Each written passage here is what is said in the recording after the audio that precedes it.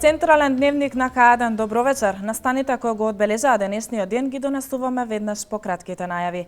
Гледајте не. ВМРО ДПМН е против импичментот на председателот Ѓорѓе Иванов.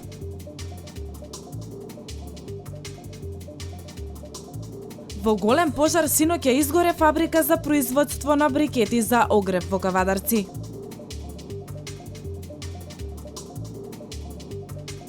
...225 невработени лица е започнаа обуката за дефицитарни занимања.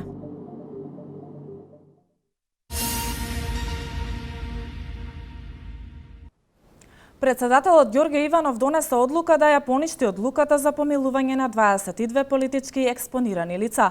Останатите кои сакаат повлекување на одлуката за помилување мораат да поднесат барање, рече Иванов денеска во своето обраќање. Се поништуваат помилувањата на 22 политички експонирани лица. Ваква одлука донесе председателот Ѓорѓе Иванов, кој вели дека сето ова е во согласно со Законот за дополнување на Законот за помилување. Сите други лица, помилувани на 12 април, според законските измени, Иванов изјави дека имаат можност да поднесат лични барања за поништување на нивните одлуки за помилување. Председателот на државата истакна дека ниту еден политичар не е над законот и секој ќе одговара за своите постапки. Не сакам веќе никој да има сомнеш. Ниту еден политичар не е над законот. Ниту еден политичар не е недопирлив. Напротив, секој ќе одговара за своите постапки. Сакам да потенцирам дека искрено верував и се уште верувам дека одлуката за помилување беше најдобрата можност за излез од политичката криза. Убеден сум дека без враќање на меѓусебната доверба и без помирување, во која било форма, ова криза ќе трае уште долго. Иванов порача дека како и досега, така и во иднина е подготвен да помогне за надминување на кризата. Многумина, за жал, не ја разбра ова идеја или можеби не сакаа да ја разберат. Дебатите и во домашната и во меѓународната јавност отидоа во друг правец. Бев обвинуван дека сум сакал да ги заштитам политичарите, дека сум креирал селективна правда, дека политичарите се над законите. Најсовесно изјавувам дека немав таква намера. За разлика од 12 април, денеска имаме нова реалност во Македонија, посочи Иванов. Во услови на надворешни закани и безбедносни ризици, имаме функционални институции кои можат да се справат со предизвиците од мигрантската криза, особено во пресред на најавите за нов прав на бегалци и мигранти. Одлуката за помилување на 56 лица Иванов ја донесе минатиот месец. Во образложението стои дека истата ја донел во интерес на државата со цел да се стави крај на политичката криза. Пратеничката група на ВМРО ДПМН и Коалицијата за подобра Македонија ќе гласа против постапката за утврдување одговорност за председателот Ѓорѓе Иванов. Покрената е иницијатива за формирање комисија за оценување на основаноста на предлогот за покренување постапка за утврдување одговорност на председателот на Република Македонија во Собранието на Република Македонија. Претеничката група на ВМРО ДПМН и Коалицијата за подобра Македонија ќе гласа против оваа постапка. Председателот Ѓорѓе Иванов со своите одлуки го нема прекршено Уставот на Република Македонија, без разлика дали нам ни се допаѓа или не ни се допаѓа неговата одлука, изјави пратеникот Илија Димовски, координатор на пратеничката група на ВМРО ДПМН. Бараме од иницијаторите на оваа иницијатива да ја повлечат иницијативата.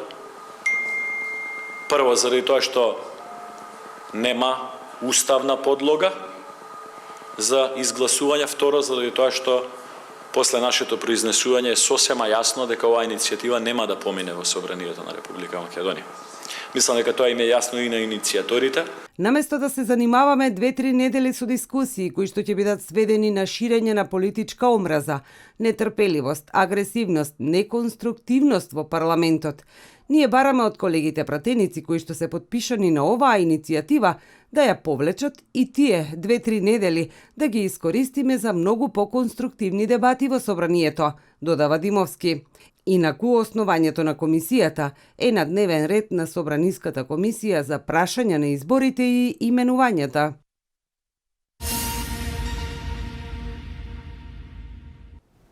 Обуката за дефицитарни занимања што Министерството за труд и социјална политика и Агенцијата за вработување на Република Македонија ја најавија пред 2 месеци, почнува да се реализира.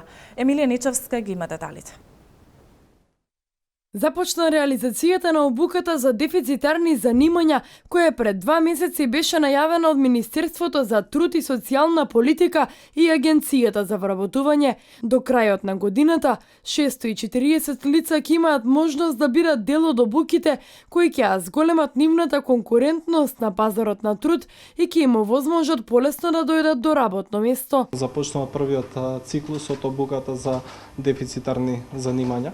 Оваа обука е така концепирана да преку истата се градат вештините и знаењата кај невработените лица. Во првата фаза на реализација, 225 невработени лица посетуваат 20 различни обуки за побарувани занимања кај 15 сертифицирани приватни обучувачи. И за реализација на истата се обезбедени средства во износ од 35 милиони денари, при што обучувачите добиваат износ од 30.000 денари за да ја реализираат целосно обуката, во која што влегува и пракса, односно 1 до 2 месеци пракса во реални работни услови, додека пак невработените лица кои што учествуваат во самата обука добиваат 6.200 денари на доместок за покривање на трошоците за храна, превоз и осигурување. Според Спасов, вработени се над 41% од оние кои биле дел од обуките за дефицитарни занимања во изминатите 3 години. Ги повикувам сите невработени лица кои што се заинтересирани да ги градат своите вештини, да добијат сертификати, да добијат квалитетна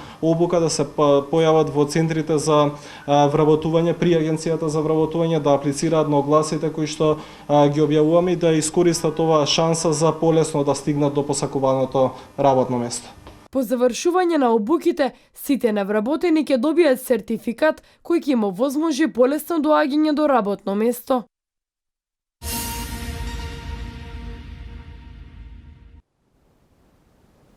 Заврши користењето на европските пари наменети за земјоделците од ИПАРД-1 програмата. Искористени се само 15% од средствата, односно речиси 12,5 милиони евра. Користењето на европските пари наменети за земјоделците од ИПАРД-1 програмата заврши. Од истата се искористени само 15%, односно речиси 12,5 милиони евра. До сега 800 земјоделци искористиле 8 милиони евра, а се очекува да се склучат уште 400 нови договори за нови инвестиции и проекти за дополнителни 4,5 милиони евра. Поради големиот број барања за набавка на механизација, дел од предвидените средства ќе бидат пренаменети. Нова можност за земјоделците е ИПАРД-2 програмата. Иначе да најавам и да си планираат исто така за ИПАРД-от кој се очекува ИПАРД-2 да почне на 15 јули и тој ќе трае 45 дена. Предвидени средства во ИПАРД-2 програмата се 80 милиони евра. За оваа програма ќе можат да аплицираат и производителите на житни култури, а доколку има повеќе барања, средствата ќе можат да се прераспределуваат од една во друга мерка. Инаку парите од ИПАРД-1 програмата кои беа наменети за преработувачите не се потрошија целосно. Таа мерка е со најголем потенцијал. Наменета е за преработувачите на овошје и зеленчук, на млеко и месо и за откупните центри.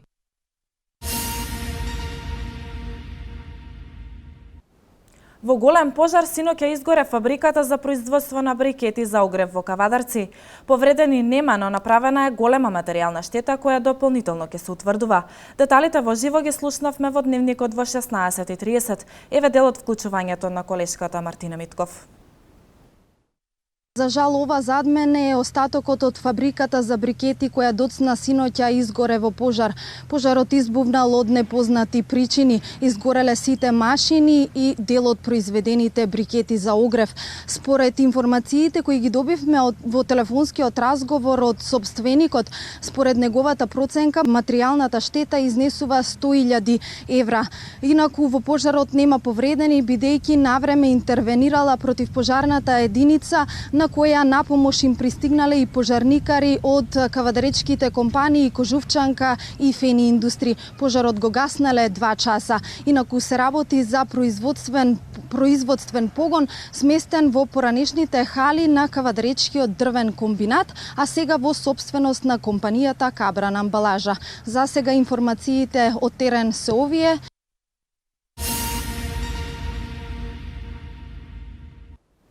Полицијата трага по сторителите на двете кражби кои се случија во изминатите 24 часа во Велес.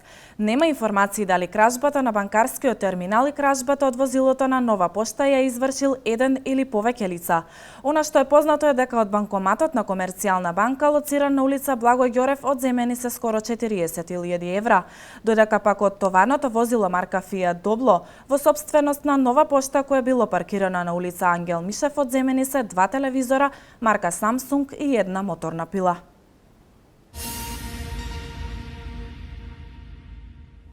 Секторот за внатрешни работи Велес поднесе кривична пријава против 26-годишниот МА од Неготино, поради постоење основи на сомнение за сторени кривични дела. Валентина Михајловска ги има деталите. Кривична пријава против 26-годишниот МА од Неготино поднесе секторот за внатрешни работи Велес поради постоење основи на сомнение за сторени кривични дела, неовластено производство и пуштање во промет наркотични дроги, психотропни супстанции и прекурсори и овозможување на употреба на наркотични дроги. Имено на 15 април 2016 во Неготино, полициски службеници извршиле претрес во домот на пријавениот, каде е пронајдено 20,79 грама наркотична дрога марихуана, а на 22 мај исто така годинава, при извршен преглед во патничко возило, управувано од лицето ДВ од село Пепелиште, во кое бил и пријавениот, пронајдени и одземени се 45,23 грама наркотична дрога марихуана.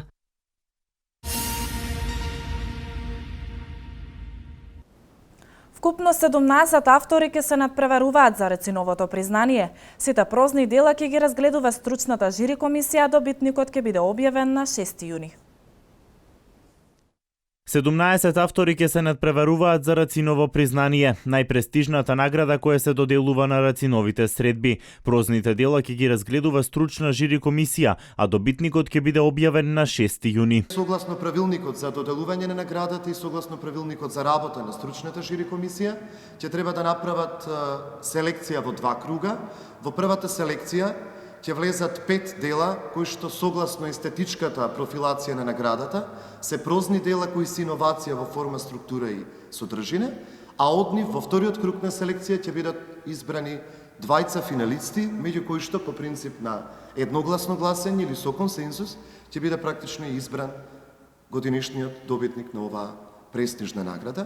Оваа година по втор пат ќе се додели наградата Антологија на болката за најдобра дебитантска и необјавена поетска збирка Љубовна поезија. За неа конкурирале 18 автори, а жири комисијата одлучила да прифати 13. Одлуката за добитникот на наградата комисијата ќе го донесе согласно нивниот план и распоред за работа, а истиот ќе биде обзнанет на официјална пресконференција на 3 јуни, следниот петок во 11 часот во фојето на Театар Джинот Велес, на кој што секако ќе присуствуваат и членовите на жири комисијата, кои согласно правилникот за доделување на наградата се и промотори на наградената стихозбирка. Моментално е активен Твитер конкурсот Напиши љубов во 140 карактери. Истиот ќе трае до 1 јуни, кога и ќе биде објавен добитникот.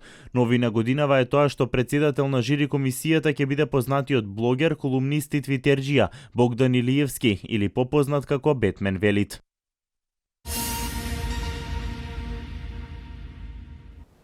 Година без лето е насловот на стихозбирката на Виолетата Анчева Златева, која денеска беше промовирана пред велешката публика во градската библиотека Гоце Делчев. Актуелниот добитник на најпрестижната награда Браќа Миладиновци, Година без лето на авторката Виолета Танчева Златева, промовирана во локалната библиотека во Велес. Книгата е концепирана како временски календар со љубовна и социјална тематика. Оваа книга е врв на таа поетика која што ја станува препознатлива и која што ја отсликува Танчева како еден зрел поет со оформена поетика и со препознатливо писмо. Поетскиот јазик на Танчева Златева ја прави еден од најинтересните и наизрелите поетски гласови во современите текови на поетската традиција. Книгата настана спонтано, знаете како, се пишуваат песни, па потоа на крај се собираат песните, се склопува збирката. И од друг аспект ми е многу значајна, затоа што корицата за книгата Година без лето е направена по идеја на ќерка ми, а ја нацрта син ми. Значи Јован и Стефан се исто така тука вметнати и тоа за секој автор дава посебно значење на нешто што е направено со помош на неговите деца. Стиховите во книгата, вели Златева, не се посветени никому, туку се наменети за сите оние кои ја живеат моменталната реалност.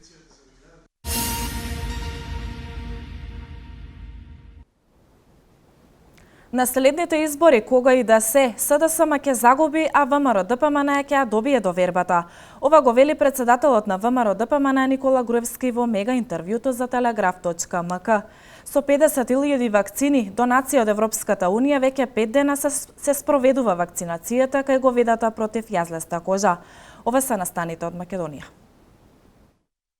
Во интервју за Телеграф.мк, лидерот на владеачката ВМРО-ДПМН вели дека кога и да се следните избори, СДСМ ќе ги загуби, а ВМРО-ДПМН ќе ја добие довербата и тоа посилно од она што ќе го добиеше сега. Груевски додава дека СДСМ на пресконференција ќе го прикажуваат како криминалец, недемократ, измамник и слично, се со цел да му наштетат на угледот кој го има. Нема да успеат во тоа, напротив ќе постигнат спротивен ефект. Еден ден сами ќе се срамат од тоа, додава Груевски.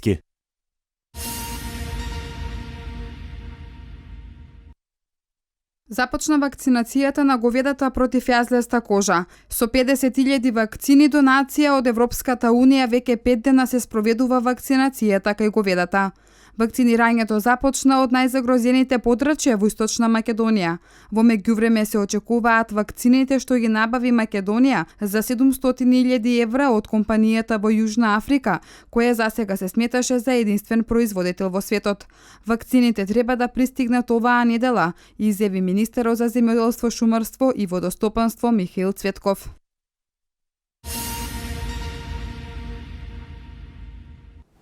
Гробот на античкиот филозоф Аристотел неверојатно е откриен во северниот дел од Грција, изјави археолозите на пресконференција во Солун. Пребројани гласовите во Кентаки, Хилари Клинтон има предност пред Сандерс. Вестите од светот. Уапсен е раперот Бруклин Роланд Колинс, алијас Трој Ајв, од страна на њујоршката полиција, откако по преглед на видеоснимките, тој бил препознаен како лицето кое што пукало од огнено оружје на концертот одржан во салата Ирвинг Плаза. Во нападот на концертот на раперот T.I. 4 лица беа погодени, од кои еден смртоносно. Во пукотницата смртно настрада пријателот и телохранител на Колинс, Роналд Макфатер, кој има 33 години, а бил пронајден во близина на барот во VIP делот. Од полицијата велат дека Трој Ајв ќе биде обвинет за убиство и поседување оружје. Во полициското соопштение се вели дека до пукотницата дошло откако во VIP делот прво почнала тепачката, која потоа експлодирала до употреба на огнено оружје.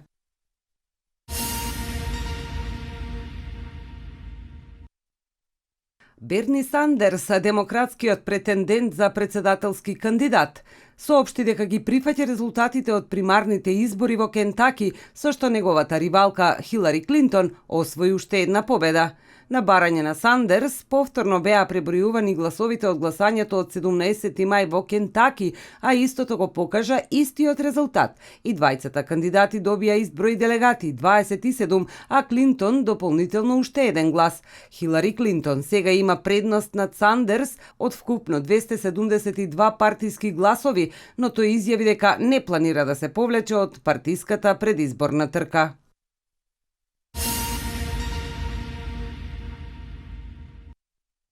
Гробот на античкиот филозоф Аристотел најверојатно е откриен во северниот дел од Грција, изјави археолозите на пресконференција во Солун, каде се одржува светски конгрес насловен Аристотел 2400 години.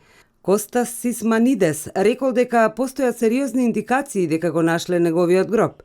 Научниците сметаат дека Аристотел ги поминал последните денови во родниот град Стагира, лоциран на источниот дел на Халкидики, недалеку од градот Олимпија. Се претпоставува дека тој е погребан во Стагира во 322 година пред нашата ера. Урната била положена во градба во форма на потковица. Истражувањата и ископувањата во градот почнаа пред 20 години.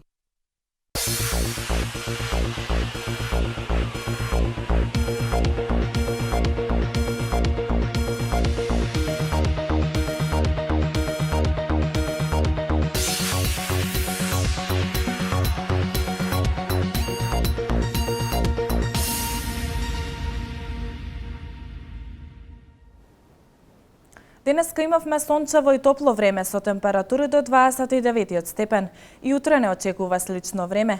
Да ја погледнеме временската прогноза.